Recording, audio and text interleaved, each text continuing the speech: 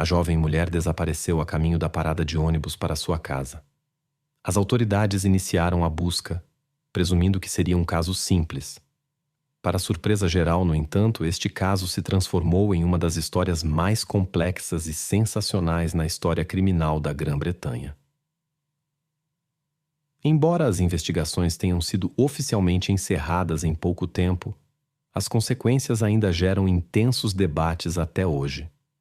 Helen McCourt nasceu em 29 de julho de 1965 na pequena cidade inglesa de Bootle.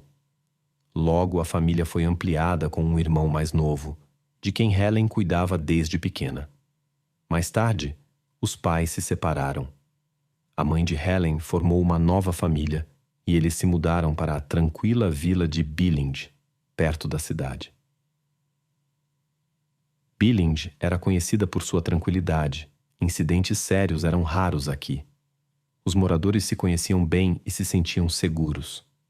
Nessa atmosfera pacífica, Helen cresceu, cercada de amigos e agradando seus pais com seu comportamento. Após concluir seus estudos, a jovem conseguiu um emprego em uma empresa de seguros em Liverpool. Ela continuou morando em Billinge e fazia o trajeto diário de trem e ônibus para o escritório. Em 9 de fevereiro de 1988, Helen seguiu para o trabalho como de costume. Originalmente, ela e sua mãe haviam planejado almoçar juntas, já que trabalhavam perto uma da outra. Mas o tempo piorou repentinamente. Ventos fortes surgiram e começou a chover. Por isso, decidiram adiar o almoço conjunto para outro dia. A mãe de Helen geralmente chegava em casa mais cedo que a filha. Pouco antes do fim do expediente, Helen ligou para ela e informou que tinha um compromisso à noite. Ela pediu para manter o jantar aquecido para que pudesse se arrumar. Normalmente, Helen chegava logo após as 17 horas, mas neste dia ela obviamente estava atrasada, o que preocupou sua mãe. Logo depois foi noticiado que uma árvore havia caído sobre os trilhos do trem devido à tempestade, afetando temporariamente o tráfego ferroviário. Por volta das 19 horas, quando a mãe ficou preocupada novamente, ela decidiu ligar para a companhia ferroviária.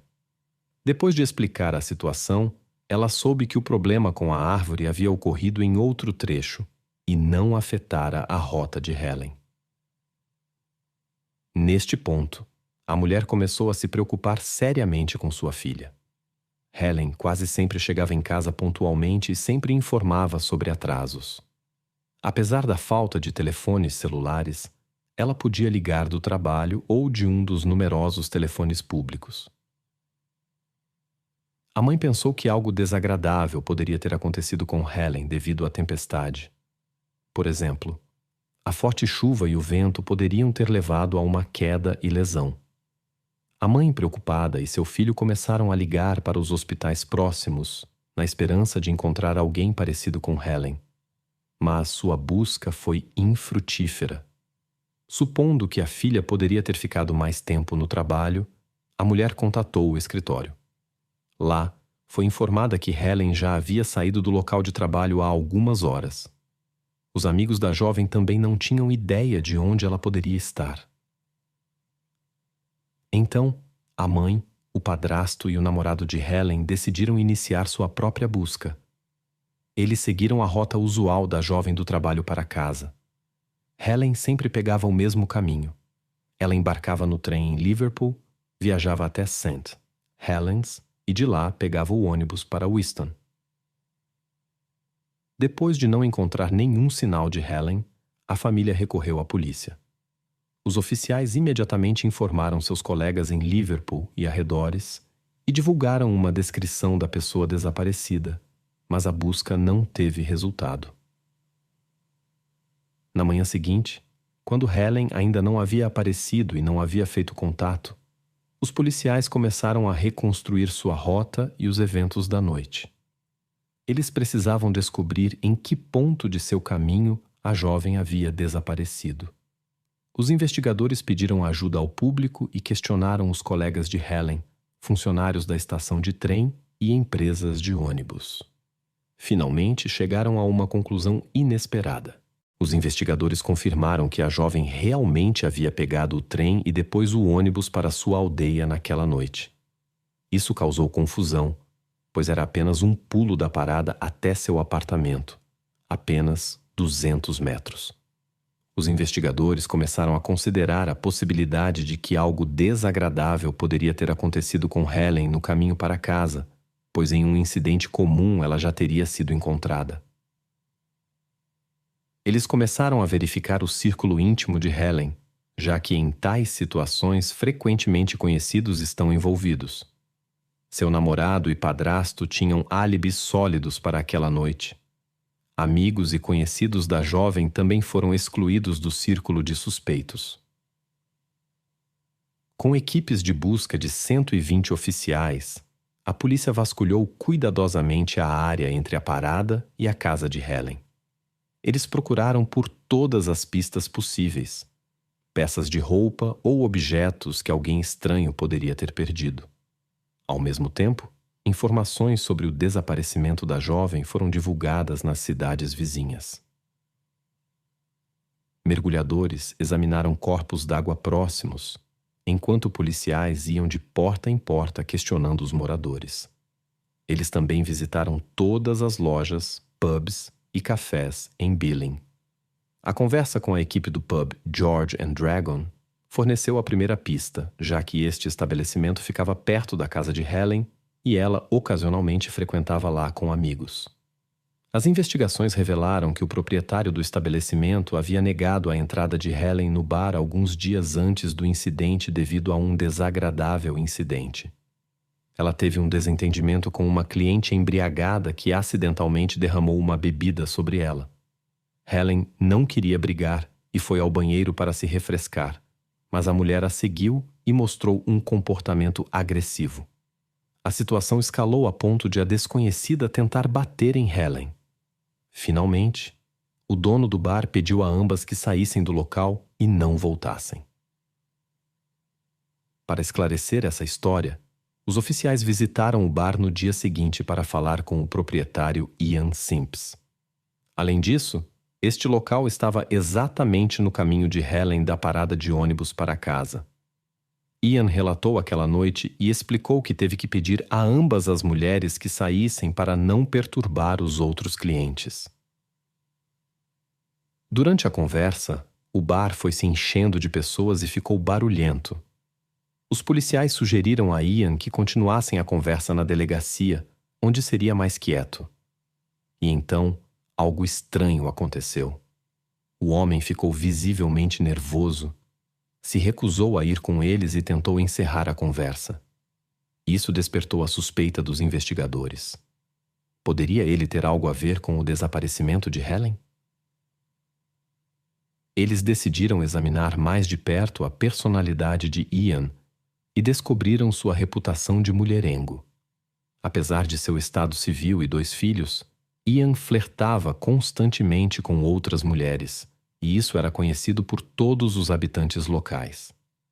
As autoridades também descobriram que este homem frequentemente dava atenção especial a Helen. Quando ela visitava seu estabelecimento, ele oferecia guloseimas gratuitas e tentava iniciar uma conversa, mas a jovem não mostrava interesse. Esse comportamento de um homem casado com 2 filhos lhe parecia estranho.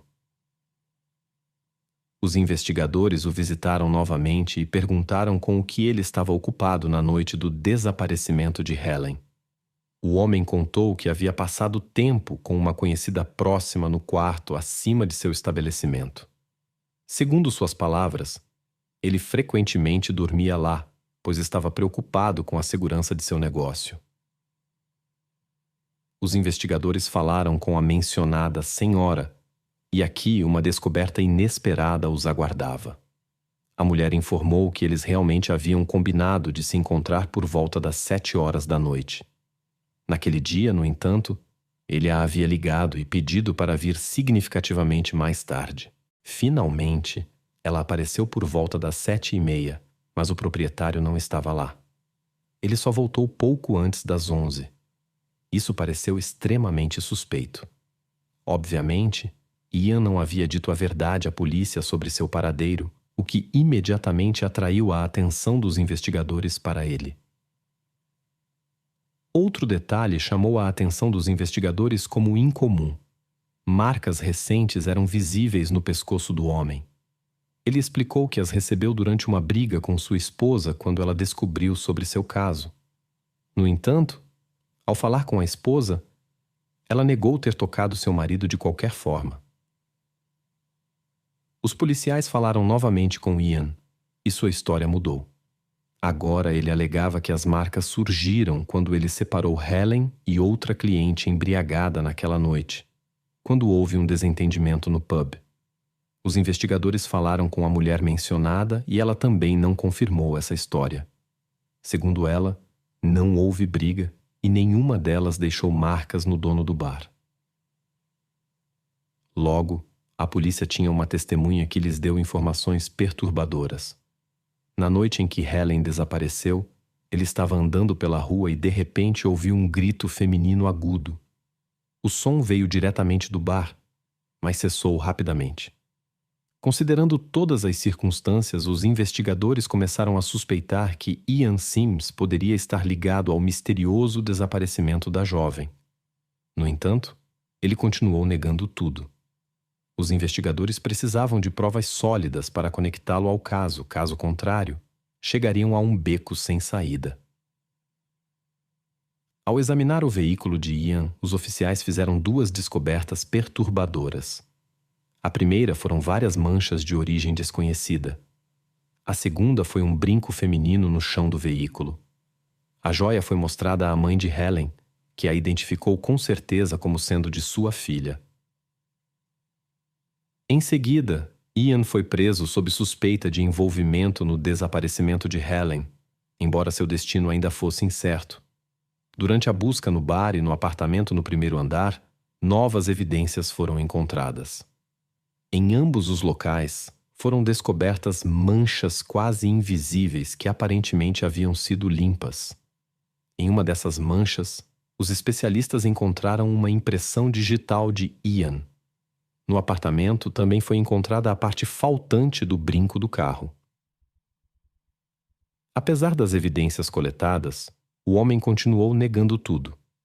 Os investigadores suspeitavam que algo terrível havia acontecido com Helen, mas precisavam encontrá-la. Caso contrário, o tribunal poderia absolver Ian. Eles presumiram que as manchas no bar, no apartamento e no carro estavam relacionadas à jovem.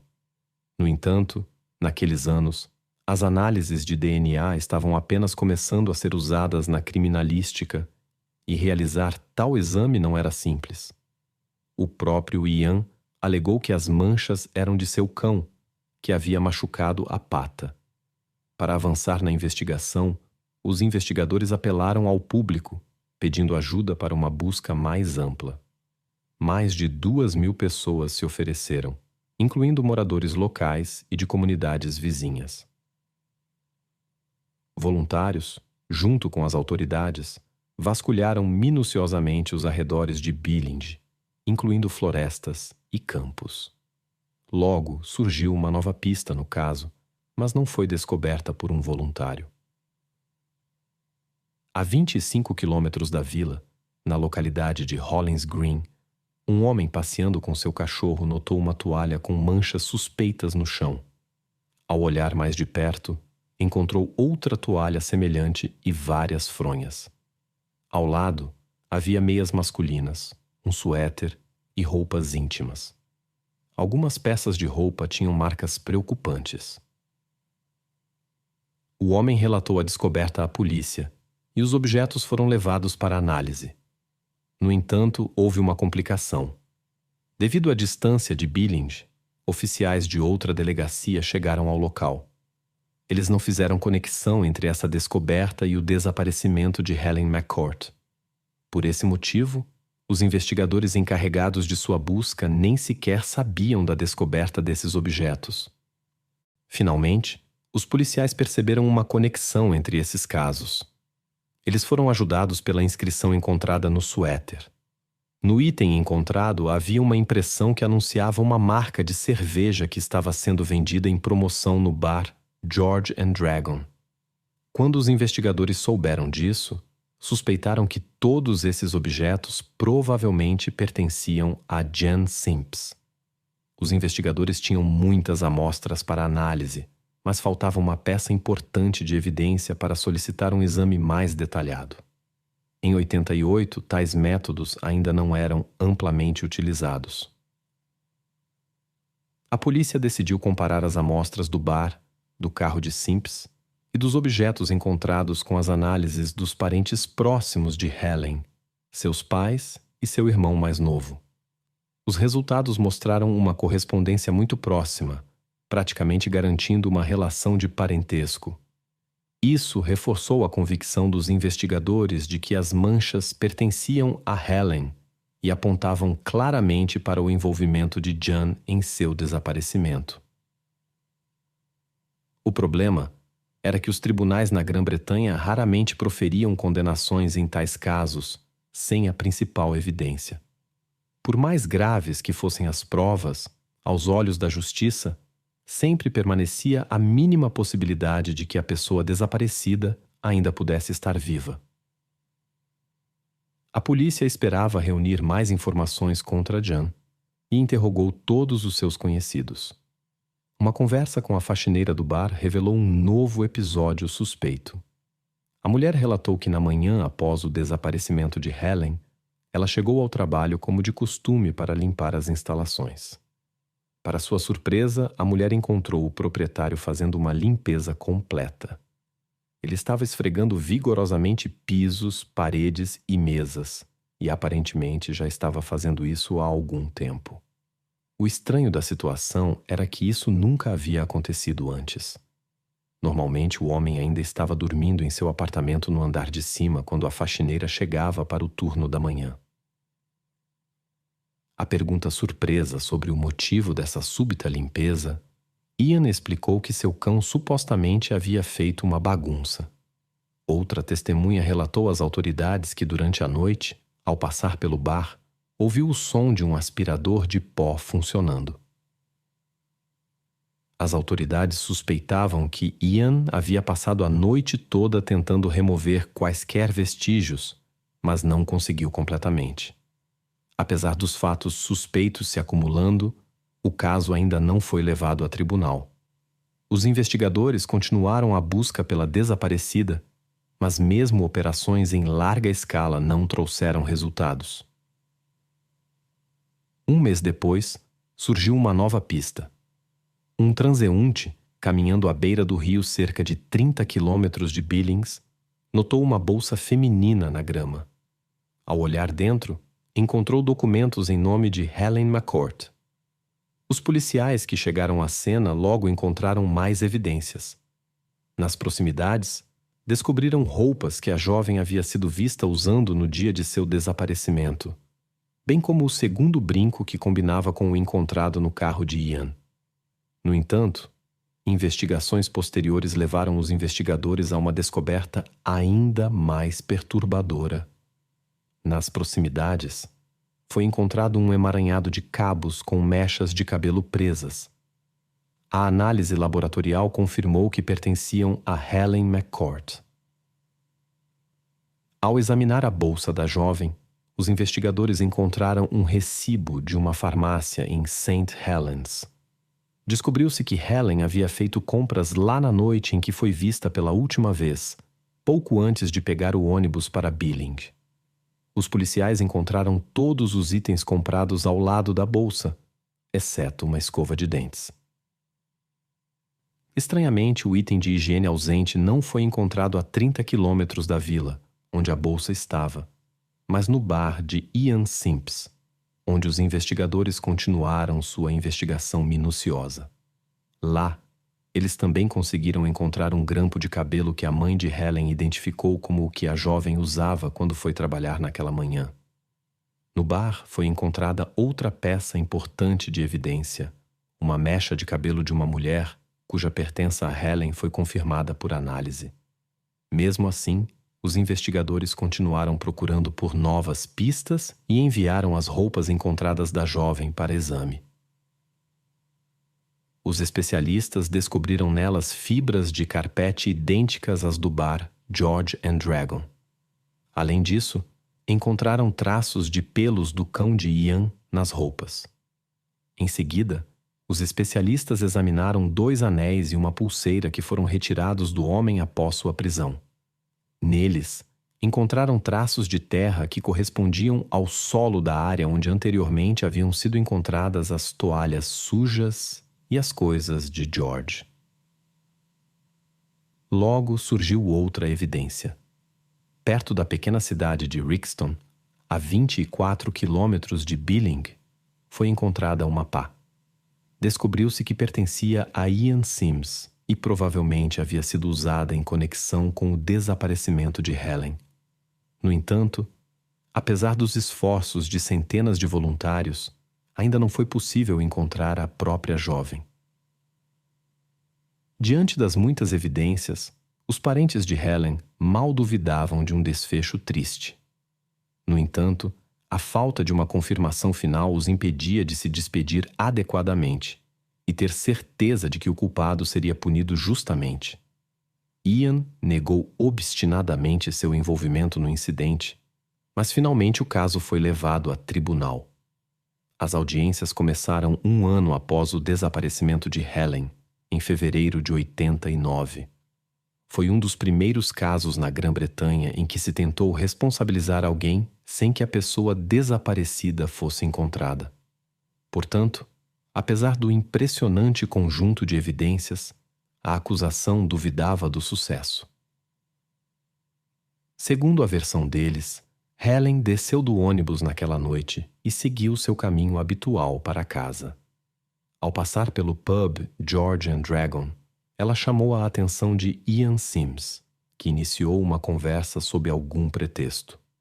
Possivelmente, o homem queria discutir o incidente devido ao qual ele havia proibido sua entrada em seu estabelecimento. Os investigadores suspeitavam que Ian poderia ter oferecido a Helen resolver o conflito e levantar a proibição do pub. Considerando que este era praticamente o único lugar em Billing que Helen poderia visitar com amigos, ela estava interessada em resolver o problema. Aparentemente, o homem a convidou para o estabelecimento que naquele momento já não tinha clientes. Pouco depois, algo inesperado aconteceu, o que é confirmado pelo testemunho de um transeunte casual. Um grito feminino chegou até ele que rapidamente silenciou.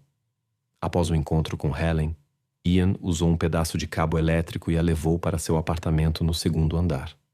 Lá, algo desagradável pode ter acontecido, após o que ele esperou até o amanhecer e colocou Helen no carro. O homem a levou para longe de Billing e a escondeu. Depois distribuiu suas coisas, suas roupas e outros objetos em vários lugares remotos. Havia várias suposições sobre seus motivos. A primeira era de natureza pessoal. Dos relatos de muitas testemunhas, os investigadores sabiam que Ian havia mostrado interesse na jovem várias vezes, mas ela sempre o rejeitava. Possivelmente, naquela noite, ele viu uma chance de realizar suas intenções desagradáveis. A segunda suposição era que durante a conversa entre eles surgiu um mal-entendido, e ele a machucou em um momento de raiva. Não se pode descartar que ele e Helen começaram a discutir e ela ameaçou contar à esposa dele sobre suas constantes tentativas de aproximação. Mas essa versão parecia menos plausível. Após a acusação ser apresentada no tribunal, foi a vez de Ian. Ele continuou afirmando sua total inocência e apresentou sua versão.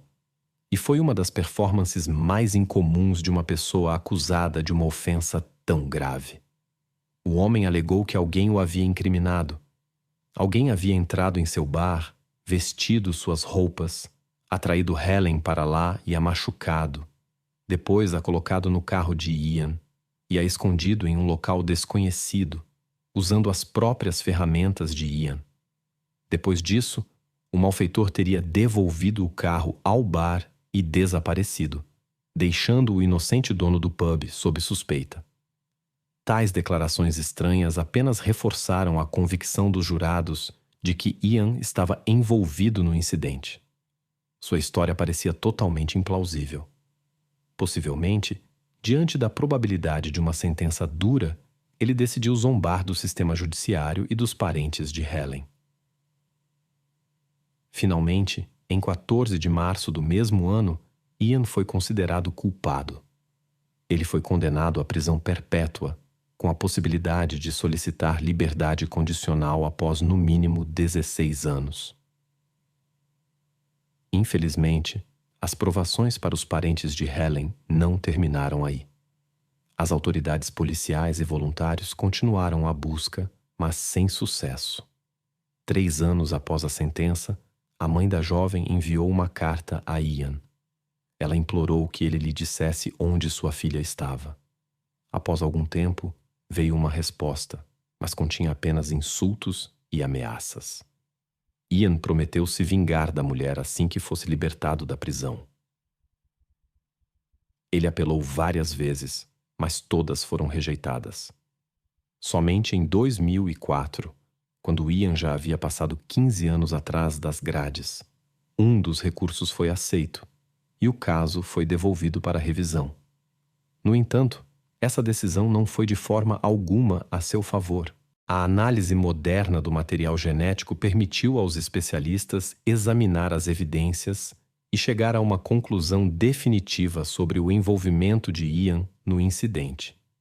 Como resultado da revisão do caso, seu tempo de prisão realmente aumentou.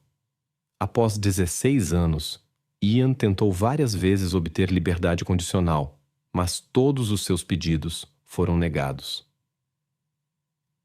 Enquanto isso, os parentes de Helen não desistiram de seus esforços para descobrir seu paradeiro.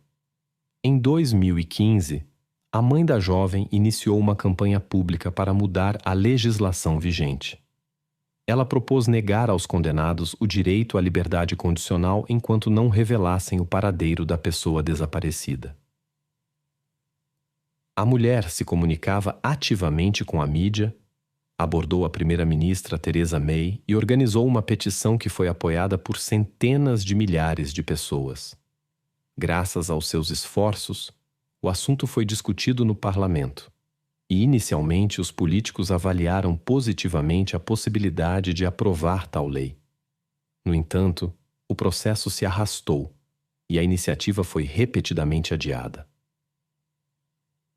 Todos esses atrasos resultaram em Ian Sims finalmente receber liberdade condicional em novembro de 2019, após 30 anos de prisão. Isso foi um duro golpe para a família de Helen, pois eles praticamente perderam a esperança de descobrir seu paradeiro. 3 meses após a decisão, Ian Sims, de 63 anos, foi libertado e retornou a uma vida normal. Infelizmente, seu tempo em liberdade foi curto.